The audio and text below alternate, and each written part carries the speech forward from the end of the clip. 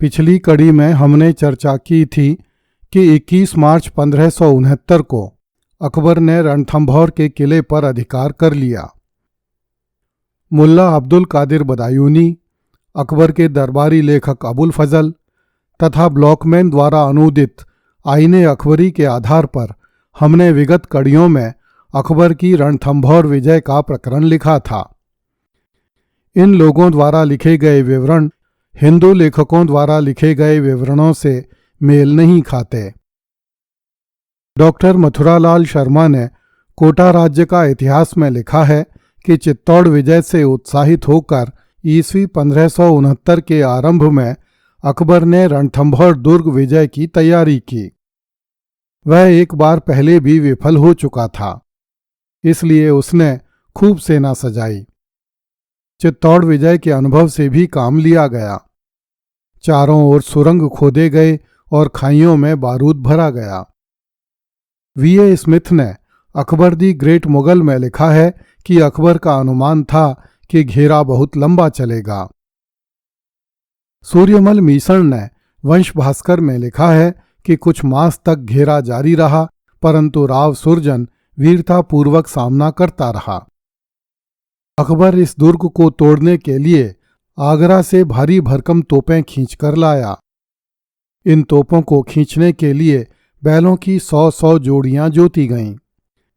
इन तोपों से 30-30 मन के गोले दुर्ग की प्राचीरों पर बरसाए गए। लगभग 1 महीने तक राव सुरजन हाड़ा वीरतापूर्वक अकबर का सामना करता रहा। रणथंभौर दुर्ग के लिए यह पहला अवसर था जब उसने तोप के गोलों का स्वाद चखा था। जब तोप खाना अप्रभावी रहा तो अकबर ने दुर्ग की दीवार की ऊंचाई तक साबात बनवाया, जहां से पत्थर फेंकने की चरखियों की सहायता से 30 मन भार के लोहे के गोले तथा 60 मन भार के पत्थर के गोले दुर्ग पर फेंके गए। वंश भास्कर के अनुसार प्रत्येक चरखी का संचालन 200 जोड़ी बैल करते थे, जो पहाड़ी पर बड़े वेग से भागते थे और चरखी से छूटा हुआ लोहे या पत्थर का गोला दुर्ग के अंदर जाकर गिरता था। इससे दुर्ग की एक दीवार टूट गई और उसके अंदर स्थित कुछ भवन भी नष्ट हो गए। वंश भास्कर में लिखा है कि कुछ मास तक घेरा जारी रहा, परंतु राव सुरजन वीरतापूर्वक सामना करता रहा। तब भगवंत सिंह कछावे ने अकबर से कहा कि रणथंभौर को जीतना चित्तौड़ जैसा सरल कार्य नहीं है। वहां दैवयोग से जयमल मारा गया, अन्यथा कई साल तक घेरा जारी रखना पड़ता। अब यहां राव सुरजन की चाही हुई शर्तें मंजूर करके नीतिपूर्वक दुर्ग पर अधिकार करना चाहिए। अकबर ने यह प्रस्ताव स्वीकार कर लिया और मानसिंह ने राव सुरजन से शर्तों की बात चलाई। राव सुरजन ने 7 शर्तें पेश की और कहा कि यदि इनको स्वीकार कर लिया जावे तो मैं रणथंभौर दुर्ग अकबर को समर्पित कर दूंगा। जब अकबर को ये शर्तें सुनाई गईं तो उसको विश्वास नहीं हुआ और उसने कहा कि तुम हिंदुओं को ही चाहते हो और हमको धोखा देकर कल्पित बात कहते हो। वंश भास्कर में लिखा है कि तब मानसिंह अकबर को नौकर का वेश धारण करवाकर अपने साथ सुरजन के पास गढ़ के अंदर ले गया और उसके सामने शर्तों की बात होने लगी। मानसिंह ने सुरजन से कहा कि इस विषय में हठ न करो और बादशाह का आदेश अपने सिर पर धारण करो। इस पर राव सुरजन ने क्रुद्ध होकर अपनी मूंछ पर हाथ रखा और कहा कि इस दुर्ग पर आपका अधिकार तभी हो सकता है जब संपूर्ण हाड़ा कुल नष्ट हो जाए या मेरे पुरातन कुल धर्म की रक्षा हो सके। ऐसी शर्तें आप स्वीकार कर लें। इस विषय में सविस्तार बातचीत हो चुकने के बाद मानसिंह और अकबर वापस आ गए और बादशाह ने सभी शर्तें लिखकर भिजवा दीं।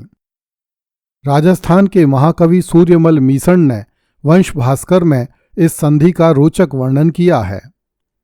इन शर्तों में राव सुरजन द्वारा रखी गई समस्त शर्तें शामिल थीं, केवल एक शर्त अकबर द्वारा जोड़ी गई थी। राव सुरजन की शर्तें इस प्रकार थीं।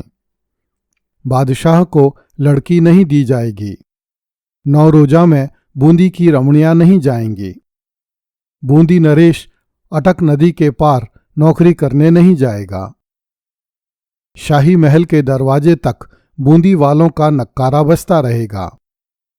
बूंदी के घोड़ों पर दाग नहीं लगाए जाएंगे। बूंदी राज्य में जजिया नहीं लगेगा। बूंदी के राजा किसी अन्य आर्य राजा के नेतृत्व में नहीं लड़ेंगे। बूंदी राज्य में मंदिर नहीं तोड़े जाएंगे। जैसे मुगलों का राज्य दिल्ली है, वैसे हाड़ों की राजधानी बूंदी मानी जाएगी। अकबर द्वारा जोड़ी गई शर्त इस प्रकार थी।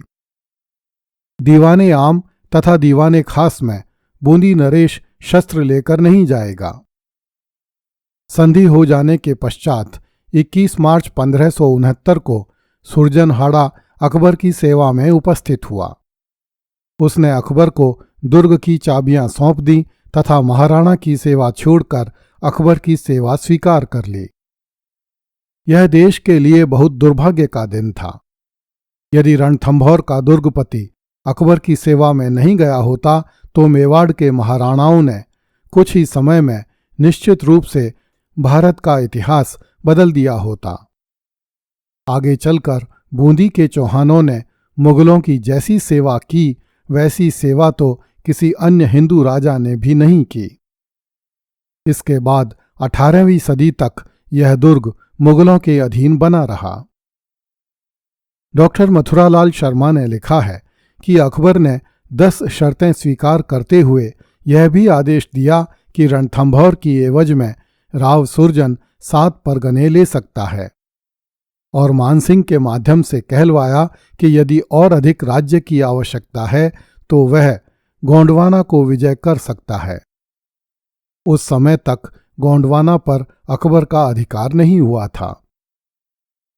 वंश भास्कर के अनुसार राव सुरजन अकबर की इस कूटनीतिक चाल को नहीं समझ सका और उसने बादशाह से कहलवाया कि पहले गोंड राज्य को जीतकर बादशाह को भेंट करूंगा, तब मैं बादशाह से 7 परगने लूंगा। वंश भास्कर कहता है कि सब बातें निश्चित हो जाने पर राव सुरजन ने किले में से अपनी सबसे बहुमूल्य संपत्ति अर्थात भगवान विष्णु की 2 प्रतिमाएं और 2 तोपें निकाली और किला अकबर के सुपुर्द कर दिया। ये दोनों प्रतिमाएं बूंदी में स्थापित की गईं, जिनमें से एक प्रतिमा 12 के कल्याण राय मंदिर को भेज दी गई। तोपों में से एक का नाम धूलधानी था और दूसरी का कड़क बिजली। डॉक्टर मथुरालाल शर्मा ने लिखा है कि इससे पहले मोहम्मद गौरी, इल्तुतमिश और अलाउद्दीन खिलजी ने रणथंभौर दुर्ग के स्वामियों को मारकर दुर्ग पर अधिकार किया था, किंतु ऐसा पहली बार हुआ था कि किसी विदेशी आक्रांता ने रणथंभौर के स्वामी के जीवित रहते ही दुर्ग पर अधिकार किया था। अगली कड़ी में देखिए, शेख ने कहा दूसरी बेगमें ले आओ, क्या फर्क पड़ता है। कृपया इस चैनल को लाइक, सब्सक्राइब एवं शेयर करें। धन्यवाद।